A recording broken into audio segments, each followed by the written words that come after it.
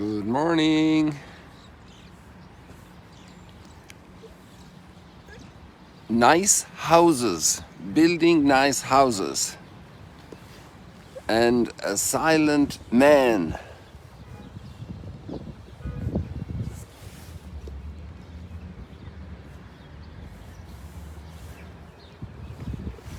This is a little bit at an angle, I think. Let's see if we can get it straightened out.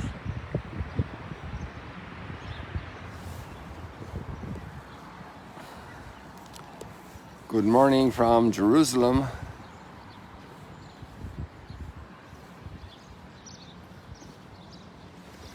You can see the cloud, plenty of it, no shortage, all around, surrounded. Oh, that looks like heavy rain coming. It's also promised between 6 to 7. And shortly we'll hear the bells in Jerusalem, the morning bells for 6 a.m. All this cloud. But cloud keeps us warm.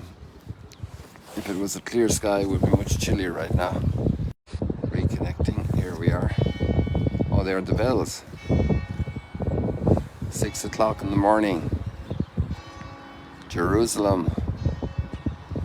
Good morning, Eliane. Here in your backyard, so to say.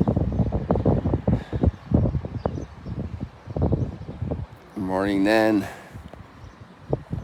Margaret and Avid. And Susanna. And Carrie and Laura. And Closa. That's probably a German name, is it? So welcome everybody to Jerusalem in this early morning. And today we're going to talk about a silent man. Lots of people talk a lot like me. But other people, hello there Gabby, and Jim Beth, and Arnold. Good morning everyone. So a lot of people talk a lot, but some people are very silent. And today we have a very silent man. And it's also about building houses. And what makes a house well built? You know, you can drive through some neighborhoods, they're very nice houses, nice roofs, nice doorways, nice lawns, nice trees, nice view. And David wanted to build a house for God. Imagine. Oh, there's the sun. Look. Right over the Ascension Tower. How much of the sun will we see today? I'm not sure. But the sun is apparently rising faster than the clouds. Because those clouds, well no, the clouds are going from the west to the east. So we're going to have a little spot of sun right now. That's the Ascension Tower of the Russian Orthodox on the Mount of Olives.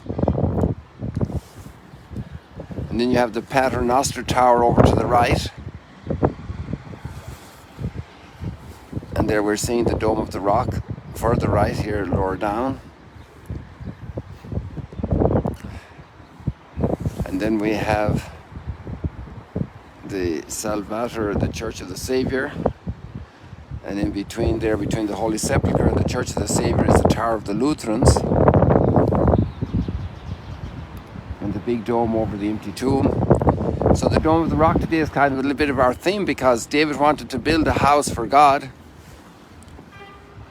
And God said, you know, the kings of the earth make plans and God in heaven laughs.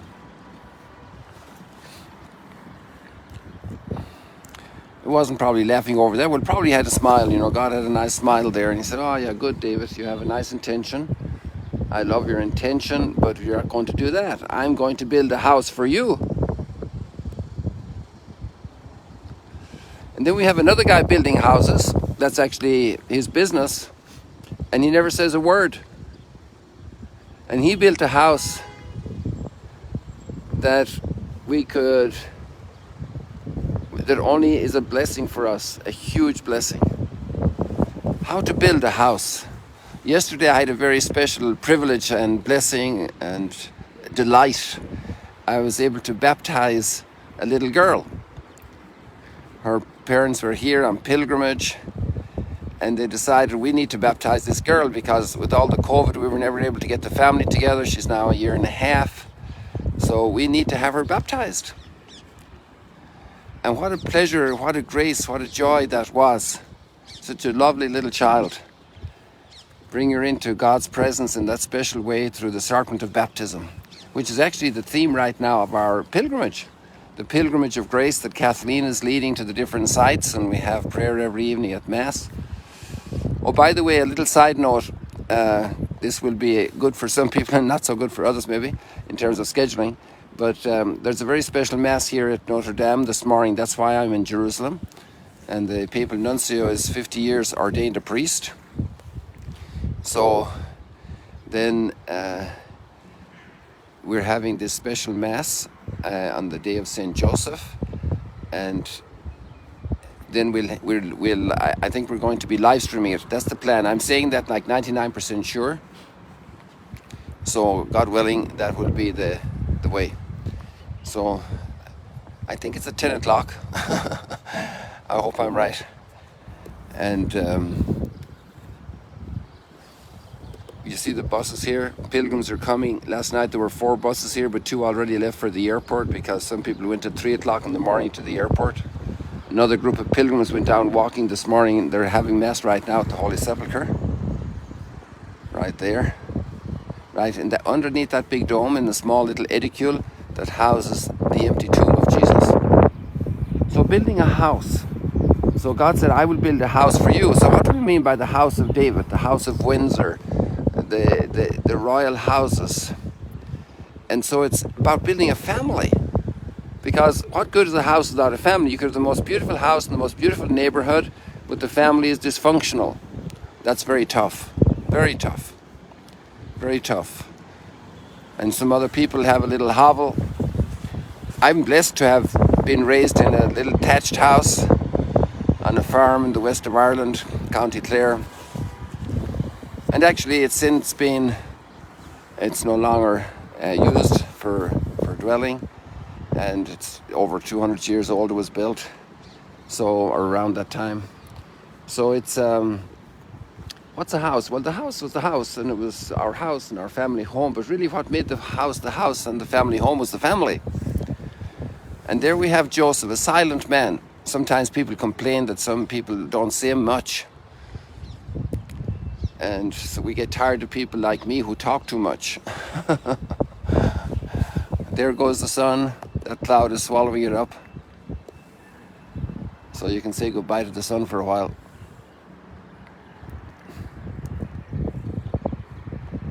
But there's great merit to a man who does stuff, who does the right thing.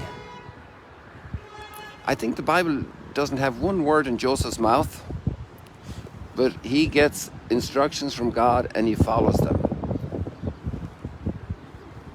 And it's a very tough mission. First of all, to accept as his wife a woman who's already pregnant. And he was not the father. And he's asked that. He's a man of incredible justice. That's what the gospel says. A just man. A just man. The great value of justice. It's such an important principle in life. The just man. The just man. So that white bus went out from here a moment ago. The bus driver, driving responsibly, carefully, the just man. Taking care of the passengers and the other traffic on the road. The plumber working down in the basement, fixing some pipes. Nobody sees him. The just man. The person trying to solve a problem. There's a problem in the house. And trying to figure out what's the cause of the leak. A leak in the roof. A damp wall. Just the ordinary things that would never be in the newspaper. just man is there doing his bit to make life happen for a family. How many people work so much just here in the city of Jerusalem? And it's not too big of a city, it's about 1 million people. Think of all the cities, 10 million people, 20 million people. How many people in the bakeries right now baking bread? How many delivery boys running around bringing it to the restaurants for the pilgrims? How many people cleaning, washing sheets, clothes, dishes, pots and pans? The silent work of human life, preparing people for glory eternally. You think of any of the great people of today, how many little things were done for them. Like just yesterday with this little girl being baptized. So many things the dad did, so many things the mom did for that little girl. I mean, like 100, probably more than 100 things. And so many service people helping, like the agent, the tour guide, going to get the van in on time at the door to pick them up, to bring them on time, to deal with a heavy rainstorm on the way to Magdala yesterday from Caesarea Philippi. You see, the just man. Actually, there's so much good happening in the world. We see all the bad stuff, and there is, really bad stuff happening, and it's such a pity that people get so angry and become so destructive. But there is so much just activity going on, doing the right thing, cooking the meal, serving it on the table, just bringing a message. Go and tell this person about this. How many people in the back halls of hospitals, in the basements of hospitals, doing medical tests, checking up on things, monitoring equipment. People in the electric stations around the world, making sure that the electricity continues to run so that people's refrigerators work, so that heating is provided, so that water is delivered. How many truck drivers delivering food? Many farmers. How many mechanics maintaining machinery? The just man, and everyone filling an essential role in society, because the essential role is not just the Prime Minister, which is a huge responsibility. It's not just the Pope. It's not just the newscaster whose name everybody knows around the world, the famous reporter, the famous journalist, the famous writer, the one that's called in to expound brilliant ideas. The just man, the teacher, correcting exercises of children who are slow to learn or very distracted or in dysfunctional families, and that teacher working patiently. And the people doing the garbage, picking up the garbage. The people picking up the garbage. The people on night duty at the reception desk, ready to answer a question. I need a blanket, it's a little chilly. And that person at nighttime knows how to connect the dots and get that blanket to the room. The people in the airports, checking in, moving bags, the conveyor belt gets stuck, get the mechanic. The just man building the house of the human family. Because it's all about building the human family, redeeming the human family. Isn't that amazing? The just man. I think St. Joseph is this great example. The carpenter, the workman, the silent man. And he probably also had a little gift of humor, to humor Mary, to humor Jesus. Things didn't work out.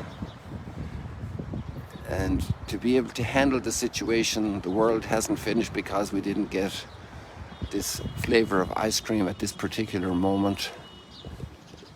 The ability to help people through moments of discouragement, of shock, of disappointment, that steady, peaceful presence. The beautiful role of a father to children whom he did not beget. How many people are like this in the world? The Feast of St. Joseph can bring us to so many places, and he's doing the just thing, the just activity, the activity that's pleasing to God, that's a kind service, that's a patient service.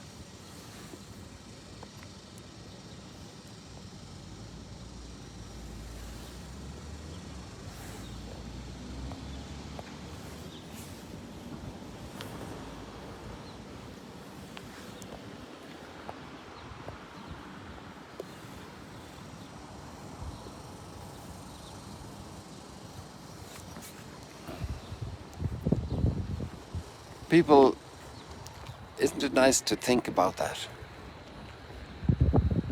Maybe one of the things we could do today is to encourage some people who have quiet, silent jobs, who provide services and don't get much recognition. And obviously they're not doing it for the recognition, they're doing it because it's the just thing, it's the right thing, it's the good thing, it's what's needed now. Hey guys, do you see the shine on the Temple Mount? Let me show you, because of the humidity.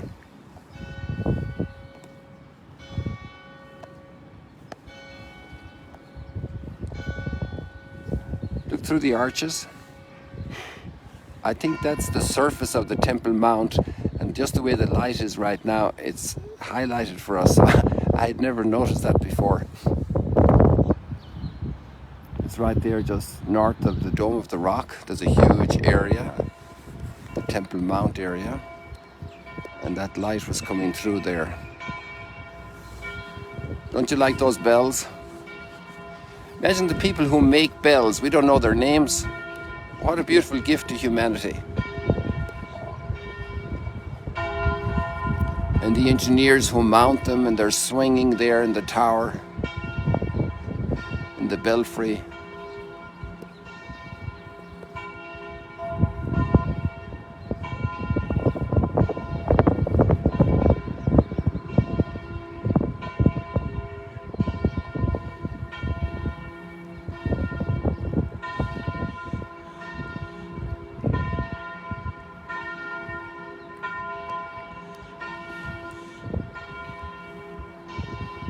So I think we'll sign off shortly. I wish you many, many blessings. And let us thank the people who are doing quiet jobs. Let's send them a little message and say, I don't have a problem today. I'm just thanking you for all the things you did last week or yesterday or last year. What a beautiful way to live. Imagine the times that Mary would have thanked Joseph, that Jesus would have thanked Joseph for so many kind deeds he did. What an example for all of us. People, I'll let you go. God bless you. See you later, alligators. Thank you for joining us here.